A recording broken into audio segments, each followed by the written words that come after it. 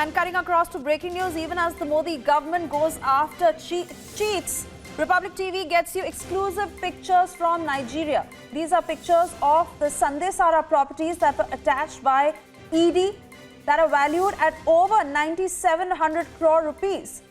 Seized by the ED, and these pictures are only with Republic. Straight away cutting across to our senior news editor Shravan Sen, who is in fact holding these pictures right now. Shravan, take us through it.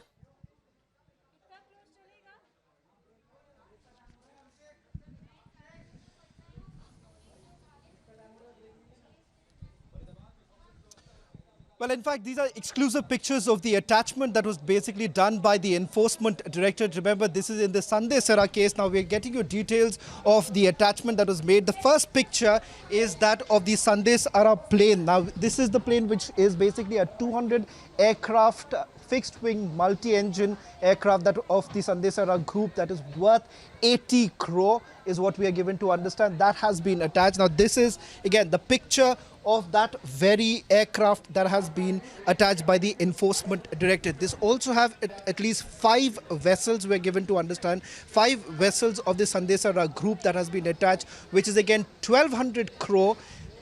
Pictures of those vessel have also been accessed by Republic TV. This vessel is Tulja Bhavani, that's one of them. Then you have another vessel called Vrinda, Tulja and Ananta. These are vessels that are basically being used by the Sandesara group. What is also important to point out here is that one big attachment that has been done is the Sterling Oil Exploration and Energy Production Company Limited's one of their oil exploration plant, which is again 7,239 crore. Then you have about 4 rigs that have basically been attached by the enforcement directorate. That's again 580 crore. And you have the seismic survey equipment worth 643 crore. Total attachment is of about 9,777 crore. Important to point out here is that this is a very significant attachment that has been made by the enforcement directorate, because all of these attachments have been made abroad. Remember, the last known location of the Sandesara brothers is in Nigeria. In fact, it is in Nigeria where they've basically been carrying out their entire business, is what we are given to understand. For the first time, we're getting you pictures of those very attachment that has been done. 6 pictures is what we are given to understand that we have basically been accessed, which have details of the vessels, the Gulfstream 200 aircraft fixed-wing multi-engine aircraft, which was basically bought in 2005. That was worth 80 crores approximately when it was bought. The purchase amount, as per the records, it's about 80 crore. And then you have at least 5 vessels which were essentially used by the Sterling Biotech group, and of course the multi-wing aircraft also. Now, important to point out here is that there have been attachments in the past of also, it is about 4,300 crore, but this is an attachment that has been made abroad, which is about 9,777 crore. So important, it's a significant development that has essentially taken place in the Sandesara case.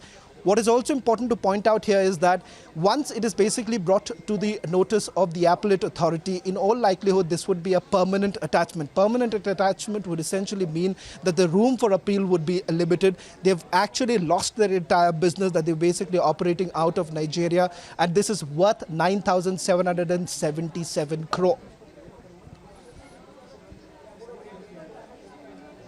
Absolutely, Shravan. The news is certainly tightening around the Sandesara brothers, and the focus also remains on the Ahmed Patel link. But we want you to explain to us and also tell us what more are you gathering from the ED at this point when it comes to investigation against the Sandesara brothers?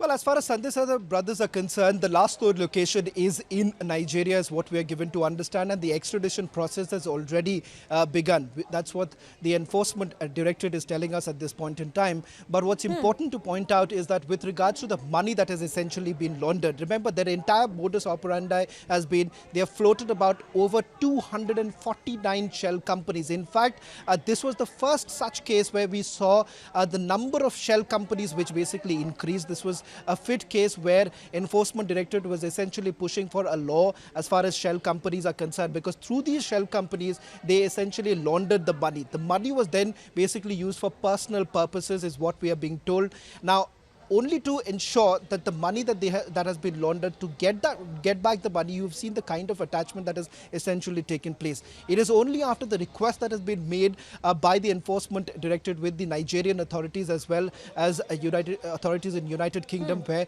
these attachments have taken place, and they have been able to at least recover about 9,777 crore, apart from 4,300 crore attachment, property worth attachment that took place here in India last year. So significant to point out that this is a huge attachment that has taken place, and now we have essentially the pictures of this attachment. I'll ask my camera person to quickly give you a sense of, once again, the list of properties that have been attached.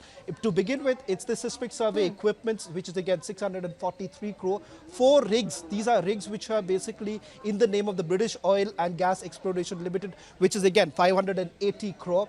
Then you have about another Sterling Oil Exploration and Energy Production Company Limited's again plant, which is worth 7,239 crore. Very, very important is the 5 vessels. Pictures of these vessels which are on your screens right now. These vessels are worth 1,206 crore. These are 5 vessels that have been attached. And then you have a property worth 28 crore in London, in Hyde Park, which was in the name of Gold Coin Construction Company Limited. And finally, you have a 200 passenger capacity aircraft. It's a fixed wing multi-engine aircraft, Gulfstream, which was basically bought in 2005 and it was worth 80 crores. That too has now been attached. So 6 important attachments that have been made by the Enforcement Directorate, and a total of 9,777 crore. And for the first time, we are getting you pictures of those attachments that has been made by the Enforcement Directorate. You've seen the picture of that aircraft that again has the logo of the Sanday Sara Group. Then you have had an overview of their entire plant in Nigeria. And I'll just quickly show you. This is the overview of that entire plant that they have in Nigeria. Overview of Sterling's oil blocks and major assets in Nigeria. This gives you a sense of the entire projects that have been operating in Nigeria itself. All of it now has been attached by the Enforcement Directorate. A significant development, I must say, because it is only after the request that was basically made by the Enforcement Directorate that we have finally seen some sort of a crackdown on the properties in Nigeria. Also, very importantly, you've had Nitin Sanday Sara, who's basically used his own money to ensure that he can stay in Nigeria. He was basically granted Albanian citizenship also. All of it now is under the scanner, because remember that Albanian citizenship that was also granted to him, that has been taken away after the Enforcement Directorate basically got in touch with the Albanian authorities as well as the Nigerian authorities to ensure that they take away all such benefits that he has been enjoying in Nigeria itself, because it's in Nigeria where he was carrying out his entire business activities. And Shravan, this also shows the scale of operations of the Sanday Sara brothers in Nigeria. It is a massive crackdown by the ED from Panama to Nigeria. And we also want you to explain to us of other details that you're picking up from the ED, and if any other properties or attachments are also under the scanner.